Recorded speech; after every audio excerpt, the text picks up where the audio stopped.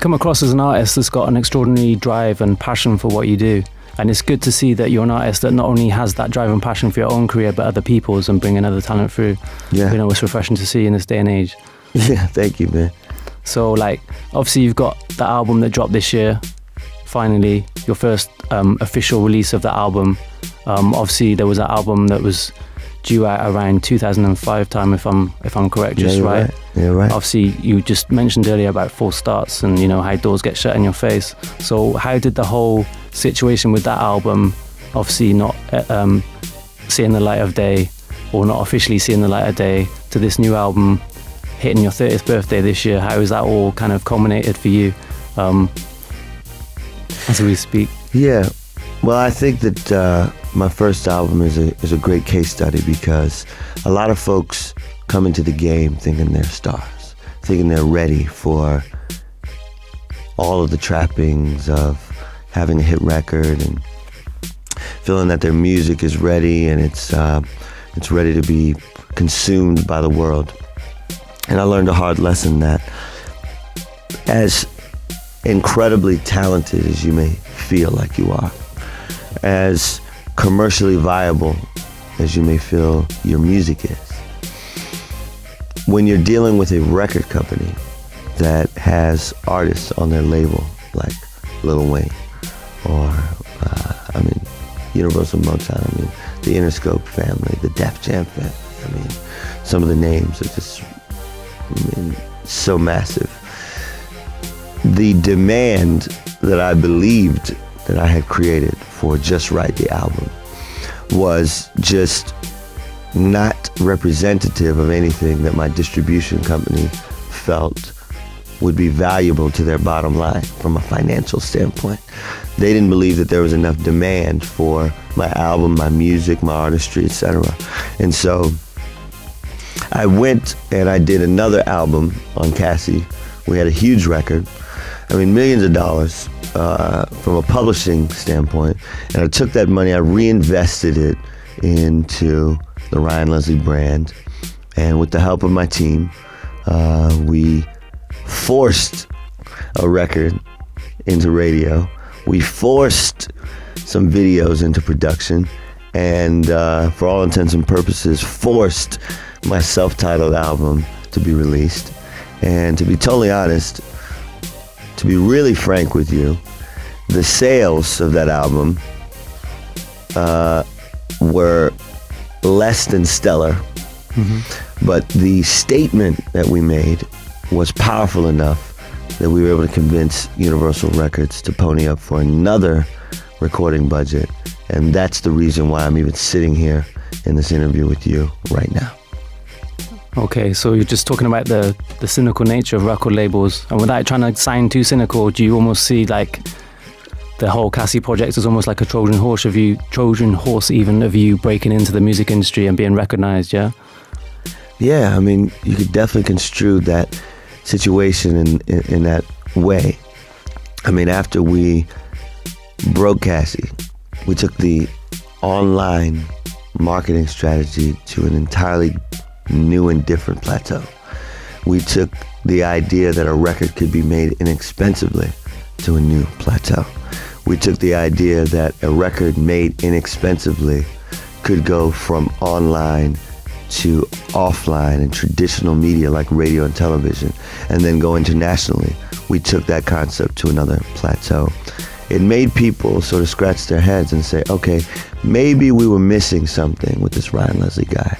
And, we're looking to replicate that success.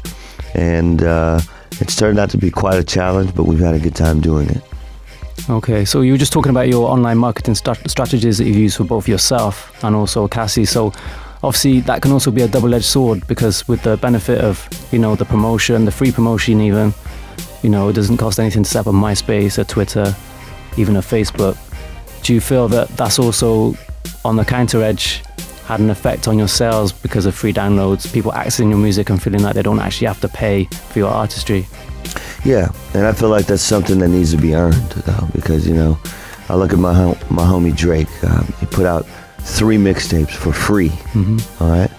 And then once he came with the song that people really loved and enjoyed, 600,000 people went and downloaded that song, you know. So for me, I believe it's about timing, and it's about creating that piece of content that is timed correctly with its release, and people are gonna buy it, you know. So that's my constant goal. It's a moving target, and I feel like, you know, once you reach it, you reach it. You know? And if you can create that brand that people actually want to buy into, you know, so they don't just want to hear the tune to have on their phone or play in their car, but they actually want to buy into it and have the booklet from the CD cover to the merchandise, then you're there, I suppose. Yeah, totally. So going from, like I said, your debut album that dropped this year, obviously you got Transition that's going to be dropping in the near future, hopefully. Yeah. So what's the schedule, what's the time plan with that? Obviously the new single has just dropped. Video going to be surfacing soon? Yeah, the video is shot by my good friend Anthony Mandler, who's been working with Rihanna. Jay-Z did DOA. Okay.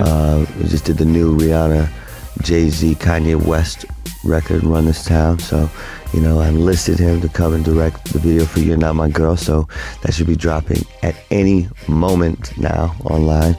I just saw the final edit. So, yeah, I mean, I've already got a couple other videos in the can. And the single's available. So just stay up with me, you know, follow me, twitter.com/Ryan Leslie, follow me at RyanLeslie.com, and I'll keep you up to date, you know. I heard rumors that there's 2 videos shot for You're Not My Girl. Is there any truth in that? Well, I mean, that would be consistent with, you know, sort of the Ryan Leslie brand, because we always do more than one video, but we kept it very focused this time, and there's one video for it. But there's another record on my album called Never Gonna Break Up, which will definitely have 2 visual treatments. Okay. So talking of the album, when are you looking, is there a schedule for the release, or is it still down to like... October 13th in the States. Okay. And very shortly thereafter for the UK, of course. Okay, and for the future of Next Selection? For the future of Next Selection, I mean, that's a huge, broad question. I mean, we could be in here for many, many hours talking about the future of Next Selection from an online standpoint, from a consulting standpoint, from a talent development standpoint, from a music production standpoint, from the future albums and releases from Ryan Leslie's standpoint. I mean, all of those are in our future, and we're very excited about each and every individual aspect of the growth of the organization and the brand. So there's a lot to look forward to. Yes. Any artists that you could give us an insight into who's going to be, you know... Chris Ivory. Very excited about Chris Ivory. Very, very excited about her. We have a record called Next to You, which has gotten an amazing response. And, you know, we're developing her into being the best artist that she can be. Okay, so wrapping up, one question I just want to ask. Obviously, like I said, you hit 30 this year. You've achieved so much in your life already. What are your career goals, and what are your achievements that you hope to kind of fulfill in the future? In a nutshell. The sky's the limit. The sky really is the limit. And, you know, for right now, I'm on a crusade because, you know, I have no sort of false assessment of where I am in my career. I know where I would love to be, especially when I look at the careers of the folks I consider icons, like James Brown, Stevie Wonder, Michael Jackson. So I know that I'm far from the reach and the exposure of those artists, and I look forward to writing the music that will be sung around the world and will afford me the opportunity to continue doing what I'm doing and reach the greatest mass of people that I can possibly reach via my music and my hard work. So really and truly, it's all about just pushing things as far as you can possibly take them. That's right. Ryan, thank you for your time. Thanks for having me.